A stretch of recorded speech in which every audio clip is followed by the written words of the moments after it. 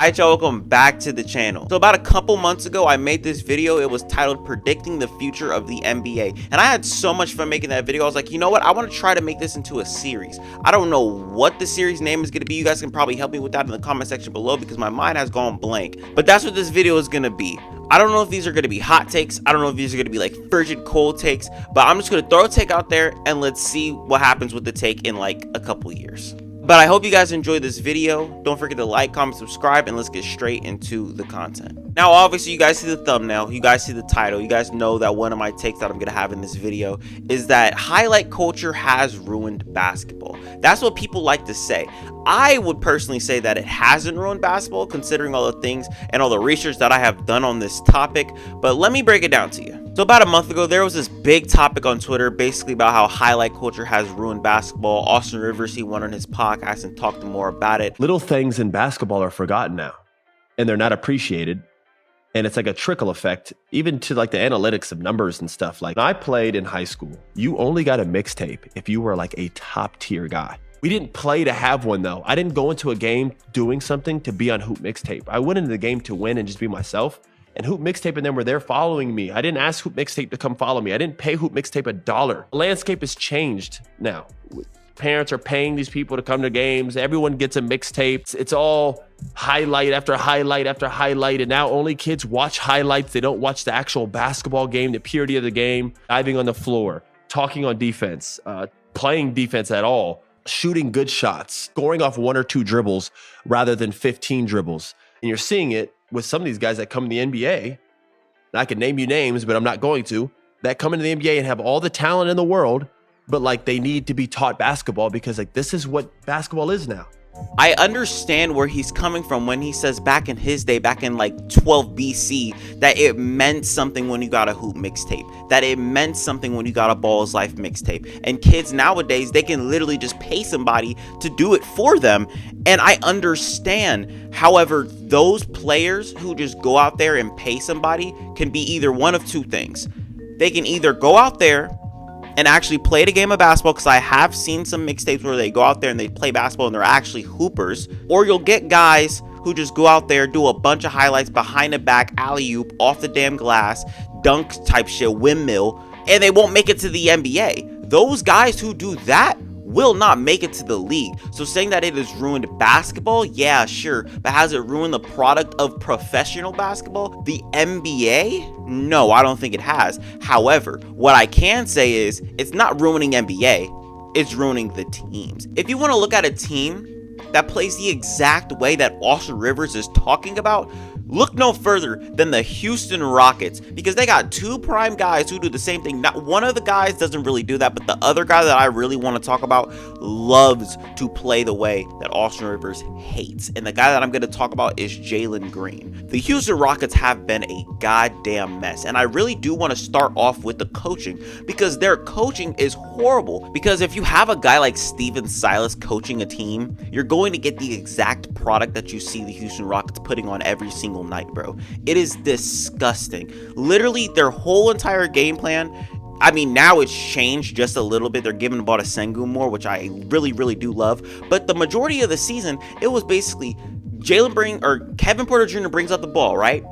Gives it to Jalen Green. He gets a fucking pick by whoever the hell is playing center or whoever the hell is the 4 on the court, and he's just gonna ISO the whole entire time, the whole entire game. And it's disgusting. It really feels like this man is just hunting for a highlight. Like this man is just sham, huss all over the damn court for 40 minutes a game. It really feels like that. And that right there is not basketball at all. That's not how you play winning basketball. And if you have guys in the league who are like Jalen Green, who really don't know how to win basketball games, you're gonna have other guys who look up to Jalen Green and who fuck with his game because they've seen so many highlights from Jalen Green, because that's all he's doing on the basketball court. So then they're gonna think that they can get away with the same things that Jalen Green gets away with. It's literally just a trickle down effect. It's what it is. And not to mention the NBA is basically heading into that direction because you have guys like Jordan Poole, you have guys like John Moran, you have guys like a Terry Rozier or a Reggie Jackson who literally play based off of their bag. I'm not saying that none of those guys know how to win, because I'm pretty sure all the guys I mentioned besides Jalen Green know how to win basketball games.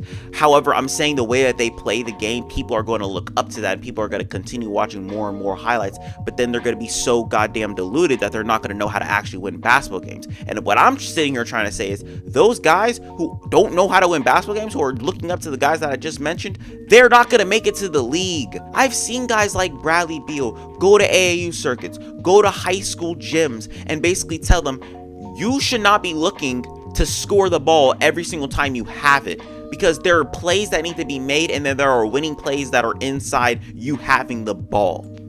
And I feel like if guys look up to a guy like Jalen Green and try to play like Jalen Green all the time on the court, they're not going to make it to the league. They're not going to. That's why I feel like you see guys like Ben Simmons, you see guys like Draymond Green or Marcus Smart or other Swiss Army knives that are in the NBA right now get shitted on or get slighted because their shit does not show up in the stat sheet. They're doing more than just scoring the basketball. And I feel like people who don't really watch the games or just watch highlights in this instance aren't gonna get that. And I don't want to make this about the 90s because it's not about the 90s at all, but it's so true what I'm about to say.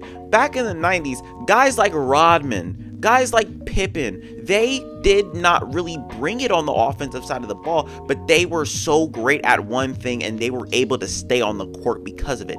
Nowadays, you can't really do that shit because for some reason you got to put the ball in the hoop to stay on the court. But most of the guys that Austin Rivers is talking about, they're not gonna make it to the damn league. They're not going to. I just feel like that's one of those instances where I agree with something, but then I also do not agree with it. You feel me? I don't know if any of that made sense. I don't know if I was talking through circles, but let's get to the next topic.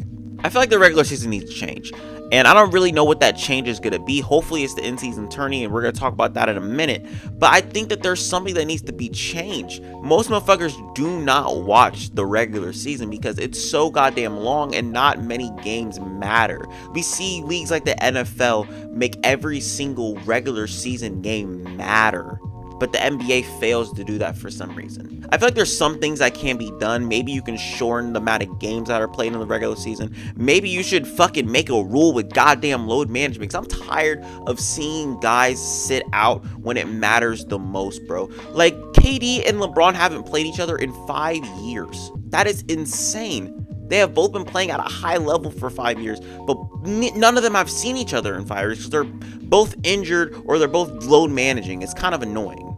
Don't get me started on Kawhi Leonard. Right now, I want you to close your eyes. Imagine you're a kid. You're 10 years old. You finally get to go to your first NBA game, and your favorite player is Paul George. You love Paul George. You love everything that he does on the basketball court. You love his defense. You love his tenacity. And then it turns out that he's resting for the night, and he's going to be sitting on the damn sidelines with some goddamn Gucci shades on and some fucking Reeboks. Like, dude, why? Why are you sitting when you can be playing basketball? And the funny thing is, this shit is not even an example because it literally happened this season. There was a little kid that literally loved Jimmy Butler, and he put it on a poster. He said, I traveled 4,300 and something miles to see Jimmy Butler. And what was Jimmy Butler doing? Sitting there with some goddamn shades on, laughing, drinking his fucking overpriced coffee. I'd actually buy some, not gonna lie. But it's true, like, why are you sitting, bro? Why are you sitting? He wanted to see you play basketball. He didn't want to go backstage and take pictures with you and get autographs. He just wanted to see you hoop because he loves watching you hoop. Play ball. Play ball. But like I said about this in-season tournament, I think that it will be good for the NBA, and I feel like it'll be really good for the regular season. I don't really know what the stakes are going to be for this in-season tournament. I have heard that it will not affect the amount of games that are played at all. I feel like it's going to be a part of the games that are played, I hope. But I feel like it could be good. I feel like something can happen with this in-season tournament because I've seen everybody shit on it. However, I really do feel like it can help people watch the regular season, and it maybe can add some value to the regular season games that are played. Hopefully. The next take that I got is I think the Lakers are going to make the playoffs this season. I really do. But it's going to be via the play-in. I think that that's the only way, because I feel like from 6th place down to 13th place, there's already a margin. It's 4 games. You're not creating anything from that. I'm gonna be honest with you, Lakers. But what I can say is, I do not think that the teams that are 12th and 11th are going to be able to compete with you guys. Not to mention, we already know that the Pelicans are going to fall off because Zion's going to be missing some more time. So I feel like they're going to probably fall down.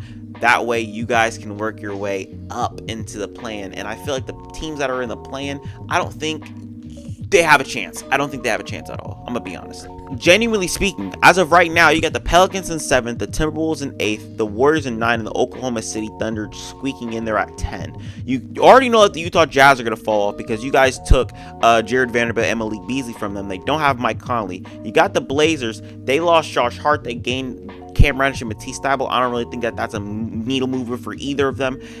You guys got exponentially better. You added D'Angelo Russell, you added Mo Bamba, you added Vanderbilt, you added Malik Beasley.